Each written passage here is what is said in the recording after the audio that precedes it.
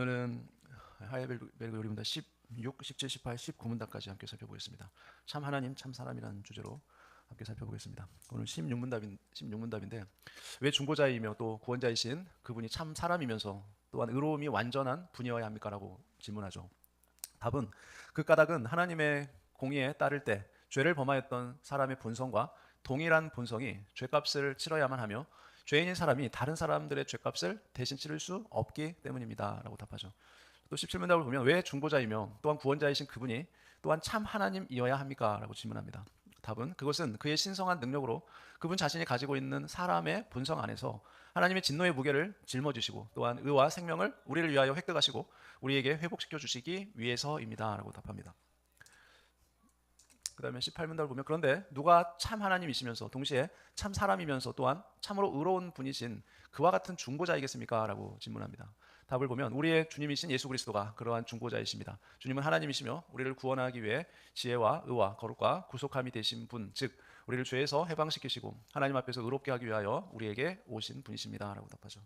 마지막 19문답 보면 당신은 이러한 진리를 어떻게 압니까? 라고 질문할 때 답은 거룩한 복음을 통해서 압니다. 하나님께서는 직접 이 복음을 인간을 창조하신 후 낙원에서 알리셨으며 인간이 타락한 후에는 족장들과 선지자들을 통하여 반포하셨고 복음의 진리가 어떤 것인지에 대해 율법의 제사와 여러 의식들을 통하여 미리 표상으로 보여주셨고 마지막에는 그의 사랑하시는 독생자를 통하여 실제로 완성하셨습니다. 라고 답하죠.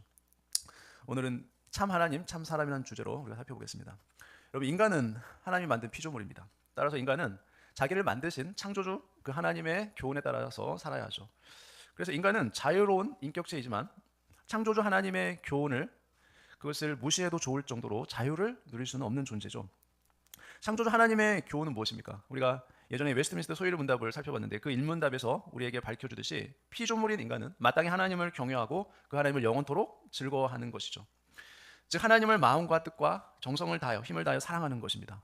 창조주 하나님의 교훈을 인간이 무시한다는 건 뭐냐면 결국 자기를 만드신 그 창조주 하나님을 부정하는 것이에요. 그리고 피조물인 자신을 창조주 하나님과 동등한 존재로 만드는 것입니다. 이것을 성경은 하나님께 범한 죄다고 우리에게 밝혀주고 있는 거죠. 자, 피조물인 인간이 창조주 하나님의 교훈에 불순종할 경우 하나님께서는 우리에게 뭐라고 말씀하셨습니까? 정령 죽을 것이다, 죽게 될 것이다 라고 우리에게 경고하셨죠. 생명의 주인이시고 또 생명의 기원이신 그 하나님의 말씀을 불순종한 자가 생명을 계속해서 누릴 수 없게 되는 것은 너무나 당연한 형벌일 것입니다. 자, 불순종한 피조물은 하나님의 심판을 통해 이제 어떻게 됩니까? 생명을 잃어버리고 영원한 사망의 형벌을 받게 됩니다. 자, 이것이 우리 인류의 처음 조상인 아담과 하와가 불순종한 이후에 이제 그 후손으로 나타나게 될 모든 인류가 단 한 사람도 예외 없이 처하게 되는 그런 비참한 상황인 것이죠. 그래서 인류는 모두 이제 하나님의 영원한 진노 아래에서 태어나게 됩니다. 그리고 죄의 소욕을 따라서 죄를 범하며 살아가다가 결국 영원한 사망의 심판을 받게 된 것이죠. 자, 과연 이러한 인간에게 여러분 어떠한 소망이 있을까요? 하나님의 영원한 심판 아래에 놓인 그 인간이 어디서 소망을 찾을 수 있을까요? 만일 인간에게 소망이 있다면 그 소망은 하나님의 영원한 심판에서 인간을 건져내어 주는 것, 그것이 인간의 유일한 소망이죠. 말하자면 하나님의 형벌에서 우리를 구원하여 줄 수 있는 것이어라야 참다운 소망이라고 말할 수 있을 것입니다. 자, 그렇다면 인간을 영원한 형벌에서 구원할 수 있으려면 어떠한 일들이 우리에게 있어야 할까요? 무엇보다도 가장 우선적으로 이 불순종의 죄에 대해서 우리에게 경고의 말씀을 주신 그 하나님의 공의를 만족시키는 일이 있어야 된다는 거죠. 자, 하나님은 자비로우시며 궁일이 풍성하신 사랑의 하나님이십니다. 그렇지만 또한 하나님은 공의의 하나님이시기도 하죠. 창조주 하나님을 부정하고 이 불순종의 죄를 범한 피조물들을 이제 자신의 그 하나님의 공의의 속성에 따라서 하나님이 형벌을 내리시는 것은 하나님의 우리를 향한 심판인 것이죠. 그리고 그 심판은 매우 잘못된 판단이나 착오가 없으며 정확하고도 공정한 심판이라는 것입니다. 자, 그러면 어떻게 하나님의 공의를 만족시킴으로써 인간을 하나님의 형벌에서 구원할 수 있을까요? 공의를 만족시킨다는 것은 뭐냐면 죄값을 충분하게 갚는다는 것을 말해요. 그러므로 먼저 하나님께 범한 죄값이 얼마나 되는지를 우리가 알아야 될 필요가 있겠죠. 여러분 생각에는 하나님께 범한 이 죄값이 얼마나 될 것이라고 여러분 생각하십니까? 이 질문에 대한 답은 뭐냐면 이 인간이 죄를 범한 대상이 이 하나님이시라는 것을 우리가 생각할 때 거기서 답을 찾을 수 있어요. 여러분, 어떤 한 사람이 그 한 국가의 왕의 명령을 어김으로써 왕을 부정하고 부인할 경우에도 죽음으로 다스려진다면 하나님을 부정하며 반역한 그 죄의 값은 어때요? 마땅히 죽음으로 다스려져야 할 것입니다. 그런데 여러분, 인간의 왕은 피조물에 불과한 자이지만 하나님은 어떤 분이시죠? 전지전능하신 분이죠. 온 우주를 창조하신 분이세요. 그리고 지혜와 영광이 무한하신 그 하나님이라는 것을 우리가 기억할 필요가 있습니다. 여러분, 인간에 대한 죄값은 육체의 죽음으로 다 갚겠지만, 그러나 하나님에 대한 이 불순종한 죄값은 육체의 죽음으로 다 갚을 수가 없다는 것입니다. 유한한 인간으로서는 그 무한한 죄값을 다 갚을 수가 없는 것이에요. 이렇게 하나님의 공의를 어떻게 만족시킴으로써 인간을 하나님의 형벌에서 우리가 구원할 수 있느냐가 중요한 것이죠. 어떻게 하나님의 형벌에서 우리 인간을 구원할 수 있을까요? 답은 하나예요. 그게 뭡니까? 바로 그 무한한 죄값을 치를 수 있어야만 한다는 거죠. 자, 우리 인간 중에는 의인이 없는데 누가 이 다른 사람의 죄값을 대신 치러줄 수 있냐라는 것이죠. 혹시라도 단지 우리가 가정을 해본다면 하나님을 바르게 공경하여 심판을 받지 않은 어떤 사람이 있다고 하여도 그가 자신을 구원할 수 있을 뿐 다른 사람을 구원할 수는 없다는 것이죠. 또 짐승의 피라면 어떻게 인간을 구원할 수 있을까요? 짐승의 피라도 인간을 구원할 수 없어요. 의인인 인간도 다른 이를 구하지 못할 것인데 하물며 인간보다 못한 짐승이 어떻게 이 사람을 대신해서 구원을 할 수 있겠습니까? 결코 불가능하죠. 그래서 이 하나님의 영원한 심판 아래 놓인 인간에게는 어떠한 소망도 없다라는 것입니다. 왜냐하면 첫째는 뭐냐면 인간의 죄를 대신 짊어질 인간으로서의 의인이 없다라는 사실입니다.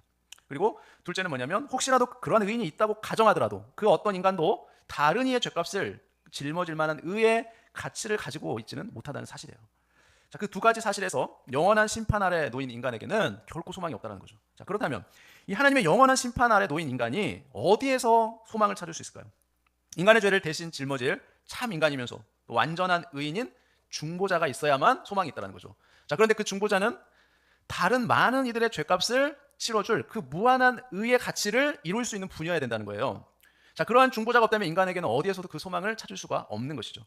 다른 많은 사람의 죄값을 대신 치룰 수 있으며 또 하나님의 의의 기준에 비추어서 완전한 의와 생명을 획득해서 그것을 우리에게 돌려주실 수 있는 중보자라야만 그분은 참 하나님이셔야만 된다는 거죠. 그런 중보자라면 하나님이셔야 된다는 거죠. 자, 그러면 누가 참 하나님이시며 동시에 참 인간이시고 또 의로우신 중보자가 될 수 있겠습니까?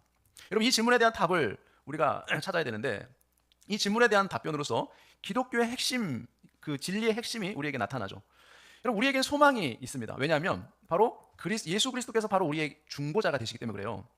왜냐하면 우리 주 예수 그리스도는 어떤 분이시죠? 참 하나님이시면서 또한 참 인간이시라는 거죠. 자, 그리고 예수님께서는 우리에게 지혜와 의로움과 거룩함이 되셨으며 또한 죄값을 대신하여 치러주셨어요. 자, 이 사실을 깨달아 알고 그 예수님을 믿으면 우리는 구원을 받는다는 겁니다. 이것이 바로 성경이 말하는 복음인 것이죠. 자, 이 비밀을 우리가 어떻게 알 수 있습니까? 그것은 바로 거룩한 복음의 말씀을 담고 있는 그 성경을 통해서 우리가 알 수 있는 것이죠. 여러분, 성경은 신구약 66권이죠. 그것이 말하는 것이 뭐예요? 바로 예수 그리스도의 신비죠. 그리고 예수님이 우리 구원을 위해 행하신 모든 일들 또한 앞으로 행하실 그 일들에 대해서 성경 우리에게 교훈하고 있습니다. 그래서 성경의 첫 번째 책인 창세기는 이 세상이 창조되었다는 사실, 그리고 인간이 창조주 하나님께 불순종한 그 범죄의 사실을 기록한 이후에 그것으로 끝나는 것이 아니죠. 바로 창세기 3장에는 그 범죄한 인간의 구원을 위한 메시아, 바로 예수 그리스도를 우리에게 보내주실 것을 또한 약속하고 있다는 거예요. 그 약속의 말씀이 무엇입니까? 우리가 잘 아는 창세기 3장 15절 말씀이죠. 내가 너로 여자와 원수가 되게 하고 내 후손도 여자의 후손과 원수가 되게 하리니 여자의 후손은 내 머리를 상하게 할 것이요 너는 그의 발꿈치를 상하게 할 것이니라 라고, 이게 바로 원시복음이라고 하는 인간이 범죄한 이후에 하나님께서 우리에게 주신 최초의 복음이죠. 여기서 여자라는 것은 여자의 몸에서 날 이제 앞으로 그 인간을 가리켜 말하는 거죠. 그래서 여자의 후손이란 바로 메시아, 구원자로 오실 그리스도를 가리켜서 말한 것입니다. 그래서 여기서 너라는 것은 바로 뱀의 모습으로 하와를 미혹시킨 그 사탄을 지칭해서 말하는 거죠. 결국에 이제 여자의 후손으로 그 오시는 예수 그리스도께서 그 사단의 머리를 상하게 하신다는 거죠. 그럼으로써 사단의 세력을 이제 예수님께서 다 멸하실 것인데 사단의 저항이 있다는 거예요. 그것이 무엇입니까? 그리스도의 발꿈치를 상하게 할 만큼 아주 미약한 것이 된다는 거예요. 그런데 발꿈치를 상하게 한다는 건 아주 미약한 사단의 공격이 있다는 건데 어떤 이는 이것을 이 그리스도의 발꿈치를 상하게 하는 것을 예수님의 십자가의 그 순환을 뜻하는 것으로 이렇게 해석하기도 합니다. 그리스도께서 사람으로 오신 분이시면서 또한 어떤 분이시죠? 예수님은 단순한 사람이 아니라 하나님이시라는 그 비밀을 여러분 우리가 잘 아는 요한계시록에서 우리에게 잘 가르쳐주고 있죠. 계시록 12장에 보면 이렇게 말씀하죠. 하늘에 큰 이적이 보이니 자, 해를 옷 입은 한 여자가 있는데 그 발 아래에는 달이 있고 그 머리에는 12별의 관을 썼더라. 자, 이 여자가 아이를 베어 해산하게 되매 아파서 애를 쓰며 부르짖더라. 하늘에 또 다른 이적이 보이니 보라, 한 큰 붉은 용이 있어 머리가 7시요 뿔이 10이라. 그 여러 머리에 7 왕관이 있는데 자, 그 꼬리가 하늘의 별 3분의 1을 끌어다가 땅에 던지더라. 용이 해산하려는 여자 앞에서 그가 해산하면 그 아이를 삼키고자 하더니 여자가 아들을 낳으니 이는 장차 철장으로 만국을 다스릴 남자라. 그 아이를 하나님 앞과 그 보좌 앞으로 올려가더라. 그 여자가 광야로 도망하며 거기서 1260일 동안 그를 양육하기 위하여 하나님께서 예비하신 곳이 있더라라고 계시록에 말하죠.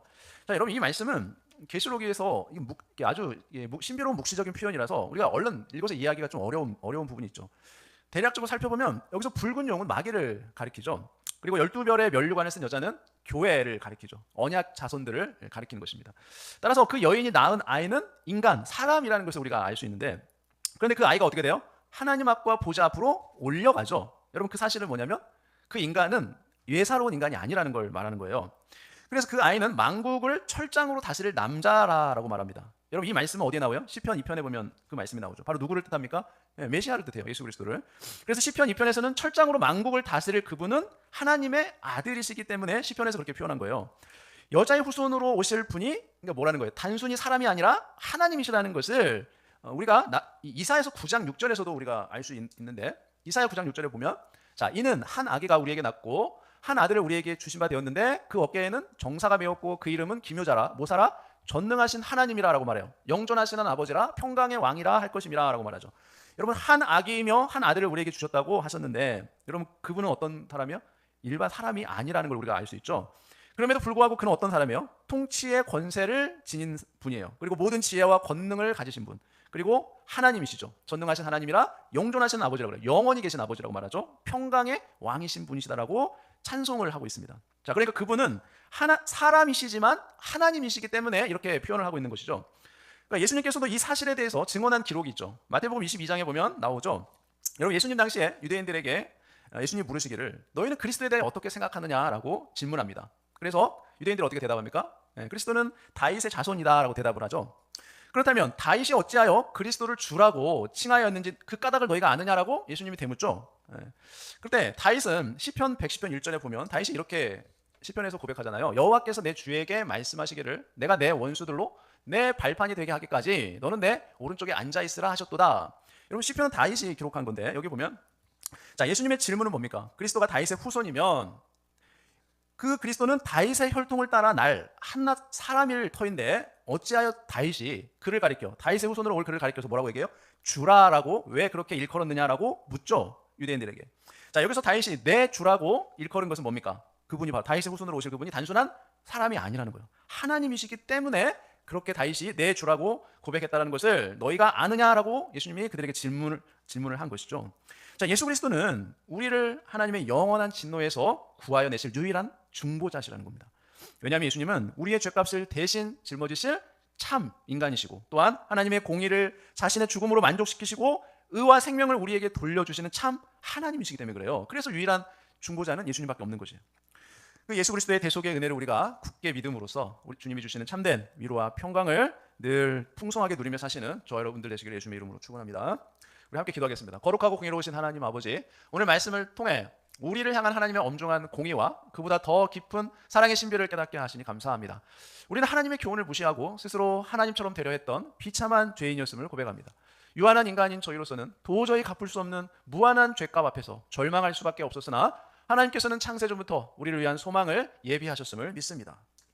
참 사람이시기에 우리의 고통과 죄의 무게를 대신 짊어지시고 참 하나님이시기에 그 무거운 하나님의 진노를 견뎌내어 우리에게 영원한 의와 생명을 되찾아 주신 중보자 예수 그리스도를 찬양합니다. 뱀의 머리를 상하게 하리라 하신 창세기의 약속부터 선지자들의 예언 그리고 십자가에서 실제로 완성된 이 복음을 저희가 굳게 붙들게 하여 주옵소서.